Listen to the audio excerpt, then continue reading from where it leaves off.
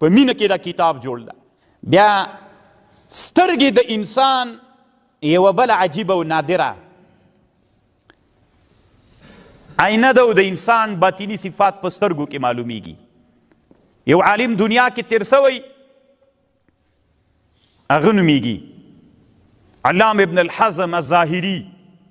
د ابن الحزم ظاهري یو کتاب جوړ کړی، د دې کتاب نوم ده طوق الحمامه فی الالفة والالاف. په مینه کې دا کتاب جوړ ده. هغه وی سترګې چې دي دا سترګې یو لوی علم ده، خپله سترګې یو لوی علم ده، په دې به ته بحث کوې او دا به ځان ته معلوموې چې سترګو کې څومره کمال ده. سترګې ډارول کوي، وعدې کوي، خبر در کوي، رعب در باندې اچوي. بیخي ډېرې خبرې دي پکې. کله چې ته ناست او د تا محبوب و جانان هم د تا سره ناست دي، رقیب ناست دي، د عاشق نه خبر چې دلته د ما او د معشوق رقیب ناسته، په سترګو کې دې پوی کوي. خبرې سوې د سترګو که نه؟ سترګو باندې چا ته وګوره وعدې کوي سترګې، چې چا سره په سترګو باندې داسې ورته وګوري پوهېږي چې وعده یې وکړله. سترګې باندې چې چا ته وګوري تهدیدوي یې.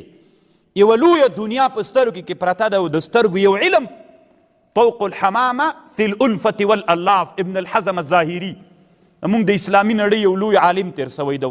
په دې کتاب کې خو لږ بحث کوي، خو د سترګو یو لوی بحث ده. نو معنا د انسان امتیاز خامخا د انسانانو سره د یو انسان سترګې هم دلته د بل انسان د سترګو سره څوک دي؟ فرق لري، خامخا فرق لري. حتی ابن الحزم به په دې کتاب کې لیکي وي حسین سړی کم یو ده، کمې حسینې سترګې دي. کله د چا سترګې ګردې وي، کله د چا سترګې داسې د بادام په شکل باندې داسې اوږدې وي. کمې په ښایست کې کمې سترګې دي. مثلا محصلینو هسې پوښتنه به یې وکړه د چا چې خوله وړه وي حسین ده که غټه وي؟ جواب غواړم.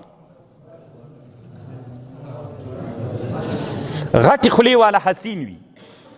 خوله چې داسې نه چې بیخي ډېره غټې لکه د اوښ غوندې، چې خوله غټه وي دا حسین ده. رسول الله صلی الله علیه وسلم صفت قرآن حدیثو کې دا د ضلیع الفم، خو تعبیر به داسې کوئ د رسول الله صلی الله علیه وسلم خوله وړه نه وه. ضلیع الفم د معنا خو ظاهره یوه ده، خو هغسې به راتاویږئ چې ادب لحاظ سي. ضلیع الفم رسول الله صلی الله علیه وسلم خوله وړه نه وه. په دې باندې علما په حسن کې بحث کوي، بادامي سترګې ښې دي او که ګردې؟ په حسن کې بیا پوښتنه کوم. نه، ګردې سترګې حسن ډېر دا خو تاسې ته نه معلومیږي، ځکه تاسې سترګې څه لیدلي دي. هلته چې ته تحقیق وکړې په دې مسئله باندې بیا تا ته معلومات کیږي. دا خو باسې د تا د جانان سترګې هغه وي نو تا به ګردې لیدلي نه وي. کله چې ته ګردو والا حسن ووینې او دا حسن بیا به تا ته خوند درکړي. شاعر وی یا ظبیات القاع لیلا من کنم لیلا من بشر. یو سړی شاعر د عاشق ده، دغه عاشق د غرڅو ته ورغلی د هوسیګانو ته، نو هغې ته وی یا ظبیات القاع، ای غرڅو هوسیګانو د دشتې او د غرو، لیلا من کنم لیلا من بشر. دا لیلا چې د ما معشوقه ده د تاسې له جنس نه ده او که بشر ده. د هوسۍ سترګې څنګه وي؟ ګردې وي. نو دا بیا مزاجونه دي فرق کوي، خو اصل کې حسن کې دا ده.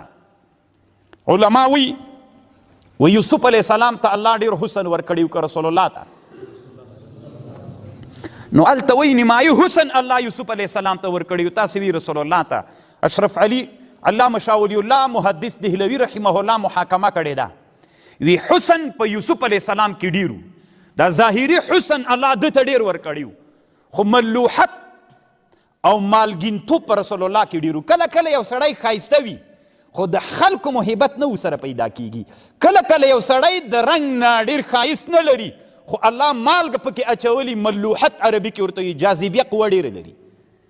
حسن په یوسف علیه السلام کې ډېر و د بدن په لحاظ، خو ملوحت په رسول الله صلی الله علیه وسلم کې ډېر و. ځکه ډېر و تاسې کله د رسول الله په زندگی بحث وکئ. رسول الله یو یتیم او د یوې کورنۍ نه راوتلی، په ډېر لږ زمانه کې د جهل سره دومره لویه مقابله وکړه چې ټول د جهل ټغر یې پورته کړ. دښمنان ومومنه او امزول ومومنه، سپینګیرو مو منه، ښځو مو ومنه، ځوانانو مو منه، هغه خلکو ومنه چې هغه د جهل ماده ډېره وه پکې. جزیرة العرب د اسلام نه مخکې عرب ټول د جهل په تیارو کې اوسېدلي ول. یخوا ته د کسرا امپراتوري ول او بل طرف ته د روم، په منځ کې راګیر جزیرة العرب په نسبت دواړو امپراتوریو ته د جهل په تیارو کې وه. حتی دوی حکومت نه پیژان، جزیرهیي و، ځان ځان ته هر کلي کې او متن کې ځان ځان ته حکومتونه ول، دومره جهل و. خو الله رسول الله ته تابع کړل، ملوحت پکې و، اخلاق پکې و.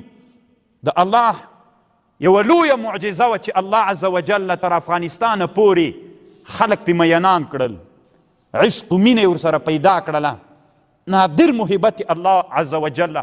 عمر رضی الله عنه ورغلی د توره ورسره ده چې رسول الله شهید کی، قرآن اوري، طه ما انزلنا عليك القرآن لتشقى تنزيلا ممن خلق الارض والسماوات العلا. قرآن چې اوري عمر کې انقلاب راځي، بدلون راځي، او بیا هر وخت کې د رسول الله یو لوی مدافع ګرځېږي. دا وړه خبر نه ده. نو دوی مو کله کارټون سوځوي او کله بل شی، فکر کوي چې د دوی مینې به ماتې سي. نه، داسې هېڅ کله نه ده. دا مینه د ناخبرۍ مینه نه ده. موږ د رسول الله په اړه مکمل معلومات لرو. دا مینه هسې د لیونیانو مینه نه ده چې څوک په چا مینو ورته ویلي لیدلی ده، دا وایي نه تر اوسه مې کور هم نه ده لیدلی، هسې مین سوی لیلا باندې مینو کور هم نه و لیدلی. داسې مینه نه ده د موږ الحمدلله.